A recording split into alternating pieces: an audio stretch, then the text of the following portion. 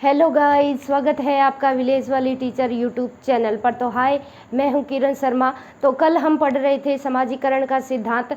हमने कुछ बेसिक जानकारी ले ली थी कि शुरुआत में जो बच्चे का जो समाजीकरण है, शुरुआत में जब बच्चे का जन्म होता है वो हड्डियों का मात्र रुधिर होता है, उसमें एक हार्ड मांस का बना पुतला होता है। लेकिन जैसे जैसे वो शैशवावस्था से बाल्यावस्था में जाता है, बाल्यावस्था से किशोरावस्था में जाता है, तो बच्चे में समाजीकरण की प्रक्रिया तेज़ होती जाती है। और सबसे ज़्यादा जो बच्चे में समाजीकरण है वो किशोरावस्था में होता है, और जो सबसे कम लेवल का है वो बच्चे में शैशवावस्था में होता है, या बच्चे में नेगेटिव इमोशंस ज़्यादा हावी होते हैं। बच्चा अपने आप को ही यहाँ सेंटर में रखता है। तो हमने कल समाजीकरण की प्रक्रिया में जॉनसन के बारे में भी पढ़ा था। जॉनसन ने, एक बार रिकैप कर रहे हैं, जॉनसन ने 4 स्टेजेस दी थी। मौखिक अवस्था, तादात्म्यकरण। अगर आपने पीछे वाली वीडियो नहीं देखी है तो आप कल वाली वीडियो ज़रूर देखें, उसमें समाजीकरण के बारे में मैंने टू द पॉइंट बात कर रखी है। तो चलिए, आज हमने समाजीकरण के सिद्धांत के, वैसे ये इस सिद्धांत से आज तक प्रश्न तो नहीं पूछे गए, लेकिन आजकल क्या है, जो सीटेट ऑनलाइन एग्ज़ाम हो रहे हैं वहाँ काफ़ी डिटेल में चीज़ें पूछी जा रही है। तो हो सकता है अब की बार और भी ज़्यादा डिटेल में चीज़ें पूछी जाए। पहले क्या था, ऊपर ऊपर की चीज़ें उठा लेता था सीटेट, जो कंसेप्ट बेस पे होती थी। आजकल और डीप में, गहराई में उतर रहा है। कई बार डेफिनेशन वगैरह में दे के, एक्सप्लेनेशन दे के पूछ लेगा कि इस सिद्धांत का प्रवर्तक कौन है। तो हम कोई भी चीज़ स्किप नहीं करेंगे, टू द पॉइंट बात करेंगे। 3-4 किताबों का निचोड़ है, एनसीईआरटी में भी ये चीज़ें दे रखी है। तो चलिए, हम समय बर्बाद ना करते हुए समाजीकरण की प्रोसेस में आगे बढ़ते हैं। कल जॉनसन का सिद्धांत हमने पढ़ लिया था। जिन बच्चों ने नहीं देखा वो पिछली वाली वीडियो में जाके देख सकता है। और साथ ही साथ आप स्क्रीनशॉट लेते रहें और अपने हैंड रिटन नोट्स ज़रूर बनाएं, क्योंकि हम अपने हाथ से जो लिखते हैं वो चीज़ें हमें रिकैप करने में फिर आसानी होती है। तो चलिए, हम शुरुआत करते हैं। समाजीकरण की प्रक्रिया शुरू कर रहे थे हम, ठीक है। तो समाजीकरण क्या है, जो ह्यूमन बीइंग का जीवन है, जो मानव जीवन है ना, उसमें एक पुरानी कड़ी है, ठीक है, अति पुरातन है। किताबी भाषा में कहूँ तो अति पुरातन और व्यापक समस्याओं की ओर संकेत करता है। यानी समाजीकरण ऐसी प्रोसेस है जो बहुत बड़ी एक समस्या भी है।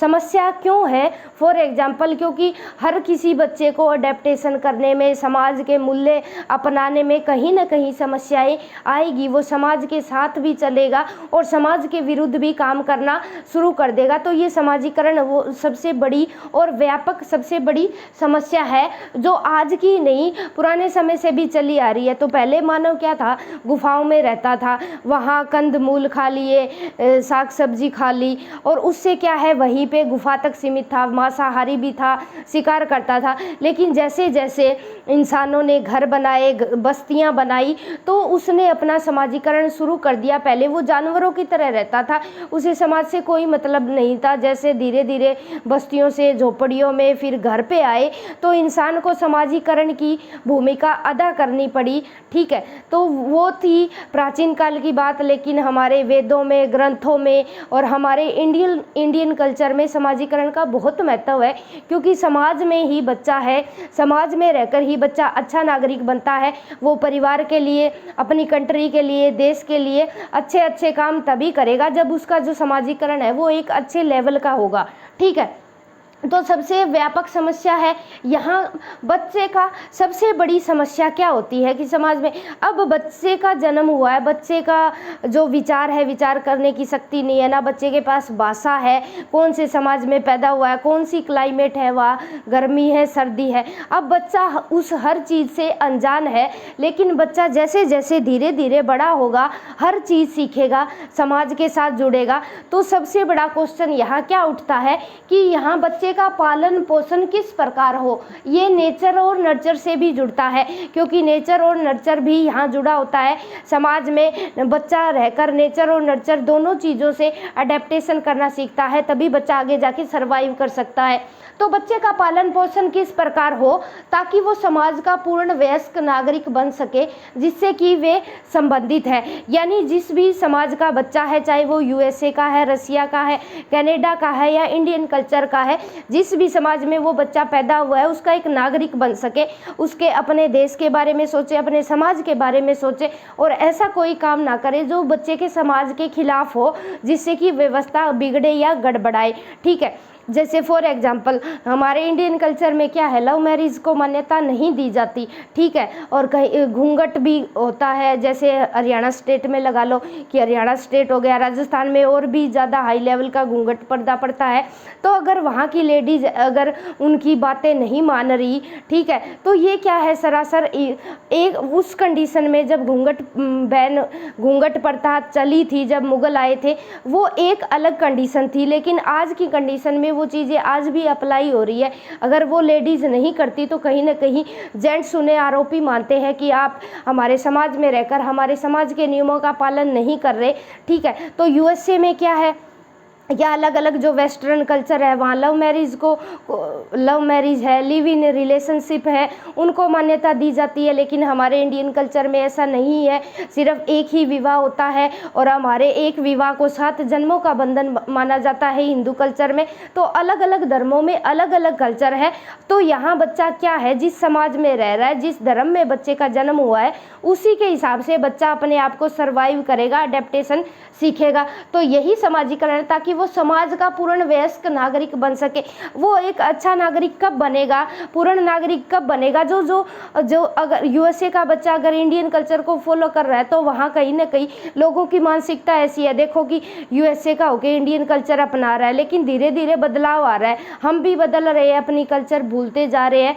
तो वो कहीं ना कहीं आगे आने वाले समय में कहीं ना कहीं खतरनाक सिद्ध होगी, क्योंकि जो हमारा समाज है, हमारा कल्चर है, चेंज आ रहा है, उसके हिसाब से नहीं बदल रहे। हम दूसरों की कॉपी करके, दूसरों का कल्चर हम यहाँ लागू करके उसके हिसाब से चेंज हो रहे हैं, जो हमारे लिए आने वाले आगे समय में एक खतरनाक सिद्ध होगा। ठीक है, चाहे वो किसी भी समाज का है, हम अपनी हमें जिस संस्कृति के, जिस समाज के हैं, हमें उन्हीं चीज़ों को फॉलो करना चाहिए जो हमारे समाज में नियम या मापदंड बनाए गए हैं।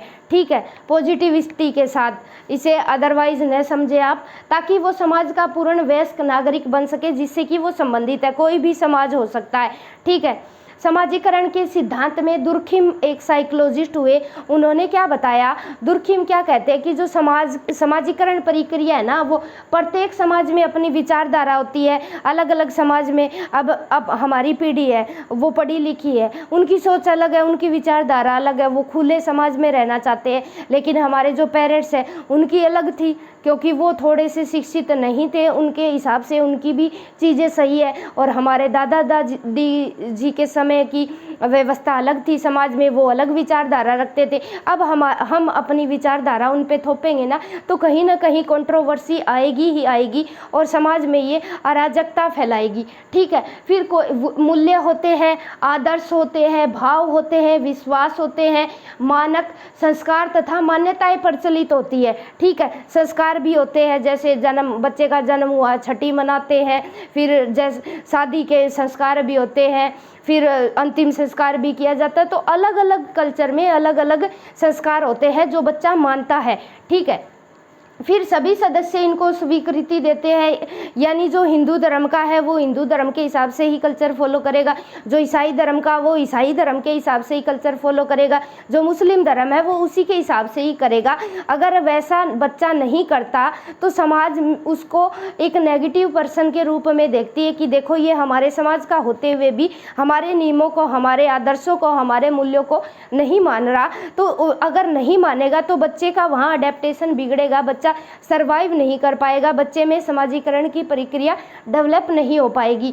फिर जो दुर्खिम है वो क्या बताते हैं कि सामूहिक प्रतिनिधित्व का नाम दिया है, यानी सभी मिलके रोल प्ले करते हैं, मम्मी है, पापा है, दादा है, दादी है, संयुक्त परिवार है या जॉइंट फैमिली है या सिंगल फैमिली है, तो वो सभी सेम रूल को मानेंगे। ये नहीं कि मम्मी हिंदू धर्म को मान रही है, पापा मुस्लिम धर्म को मान रहा है, वो एक अलग मैटर होता है कि लव मैरिज कर ली जाती है, किसी भी धर्म से या कोई भी जाति का हो वो नहीं देखा जाता। लेकिन क्या है, ज़्यादातर केसों में क्या होता है, सभी सेम धर्म को मानने वाले होते हैं, सभी सेम घरों का, सभी सेम का आदर्श होता है। बालक जिस समाज में पैदा होता है उसी का प्रभाव स्पष्टतः दिखाई देता है। ठीक है, जैसे हमारे इंडियन कल्चर में इतने संस्कार भरे हुए जितने किसी भी कंट्री या किसी भी धर्म में नहीं है। हम बड़ों से आशीर्वाद लेते हैं, झुकते हैं, तो ये हमारे संस्कार है जो हमें समाज में रहकर हमने अपने मम्मी पापा से सीखे, मम्मी पापा ने दादा दादी से सीखे। तो जो हमारे संस्कार है वो हमें बताते हैं कि हम कौन से कल्चर से बिलोंग करते हैं, तो इससे हमारा समाज है। अब हम अपने समाज के हिसाब से ना चले, जैसे ही कोई बड़ा आए हम ना खड़े हो और टीचर की भी रिस्पेक्ट ना करे, बड़ों के सामने बोले, तो समाज में क्या इमेज बनती है हमारी, अरे देखो ये अपने मम्मी पापा के सामने बोल रहा है, टीचर के सामने बोल रहा है, इसे संस्कार नहीं दिए क्या आपने। तो यहाँ बच्चा वो चीज़ें समझ नहीं पाता, वो हाँ बच्चे की नेगेटिव इमेज बन जाती है। तो दुर्खिम भी यही बताते हैं, दुर्खिम के सिद्धांत का निष्कर्ष यही है कि बालक जिस समाज में पैदा होता है उसी का स्पष्टतः प्रभाव दिखाई देता है। हिंदी बोलने वाला समाज है तो बच्चा वहाँ हिंदी सीखेगा, पंजाबी बोलने वाला समाज है तो पंजाबी सीखेगा, और अगर साउथ में चले जाए वहाँ मराठी है, कोंकणी है, तो जो भाषा है बच्चे का जो समाज है वही भाषा सीखेगा और वैसे ही संस्कार फॉलो करेगा बच्चा। तो ये था दुर्खिम का सिद्धांत। उसके बाद हम कुले का सिद्धांत पढ़ेंगे, फिर मिड का सिद्धांत पढ़ेंगे और फिर समाजीकरण को अलग अलग फैक्टर से भी जोड़ेंगे। जैसे समाजीकरण में स्कूल क्या भूमिका निभाता है, फिर फैमिली की क्या इम्पोर्टेंस है। फैमिली पता ही है सबको, फैमिली जो है बच्चे की प्रथम पाठशाला है, जो जितने भी मूल्य है, विचारधारा है, आदर्श है, भाव है, विश्वास है, सभी बच्चा यहाँ अपने फैमिली में ही सीख के आएगा। और उसको उनकी बेसिक नींव जब फैमिली में होता है बच्चे की बन चुकी होती है, उसके बाद वो स्कूल में आएगा, अलग कल्चर में आएगा, वहाँ भी अलग अलग चीज़ें सीखेगा। और जो बच्चे ने जो चीज़ें सीख ली है उन पे धीरे धीरे और भी काम होगा और बच्चा एक उच्चतम समाजीकरण की प्रक्रिया तक पहुंच जाएगा। बच्चे में सहानुभूति और सहयोग की भावना आएगी। ठीक है, अब सहयोग की भावना परिवार में रह के बच्चा क्या सीखता है, समाजीकरण के क्या गुण सीखता है। अब मम्मी है अलग काम कर रही है, पापा है अलग काम कर रहे हैं, ये नहीं कि सभी एक काम में ही लगे हैं। अगर मम्मी बीमार हो गई तो सभी घर वाले भी मदद कर रहे हैं। तो बच्चा क्या देखता है कि ये आपस में सहयोग कर रहे हैं, कभी ये तो है नहीं कि कोई बीमार होगा ही नहीं। तो सभी आपस में फैमिली में बच्चा देखता है जब वो स्कूल जाने की एज में है कि सभी है, दादा है, दादी है, मम्मी है, पापा एक दूसरे की हेल्प कर रहे हैं। तो वो बाहर जाकर जब स्कूल में देखता है तो वो घर वाली चीज़ें वहाँ अप्लाई करेगा और जो साथ में बच्चे हैं उनको भी सिखाएगा और सहानुभूति का भाव रखेगा। अगर बच्चा घर में ऐसी कुछ चीज़ें नहीं देख रहा, मम्मी अपना काम लगी हुई है, जो आज के समाज में है, मम्मी फ़ोन चला रही है, पापा फ़ोन चला रहे हैं, बच्चे कुछ भी कर रहे हैं, दोनों का ध्यान नहीं है, तो वहाँ बच्चे का क्या है, समाजीकरण बिगड़ रहा है। और ये सबसे बड़ी समस्या है, प्रॉब्लम है आज के समय में कि बच्चे का जो समाजीकरण है, आज की जो टेक्नोलॉजी के इफेक्ट में आने के बाद बच्चे का समाजीकरण अवरुद्ध हो रहा है। और ये सोचने वाला बिंदु है, हमें इस पर ध्यान देना होगा कि जो हमारी पीढ़ी के पेरेंट्स हैं कि वो फ़ोन के अलावा टेक्नोलॉजी के यूज़ के साथ साथ बच्चों को समाजीकरण भी सिखाएं, ताकि बच्चा सहानुभूति और सहयोग करना, परस्पर लेन देन करना, बच्चे का शारीरिक विकास, मानसिक विकास, ऑल ओवर डेवलपमेंट हो, ताकि हमारा जो समाज है, हमारी जो कल्चर है वो बनी रहे और बच्चा एज इट इज़ समाज में समाजीकरण की प्रक्रिया में भाग ले और बच्चे का अडेप्टेशन ना बिगड़े। ठीक है, फिर कल हम पढ़ेंगे दुर्खिम का सिद्धांत, मिड का सिद्धांत। और अगर आप हमारे चैनल पर नए हैं तो हमारे चैनल को सब्सक्राइब कर ले और वीडियो अच्छी लगे तो लाइक करें और बेल प्रेस आइकन क्लिक कर ले। Bye bye, thanks for watching.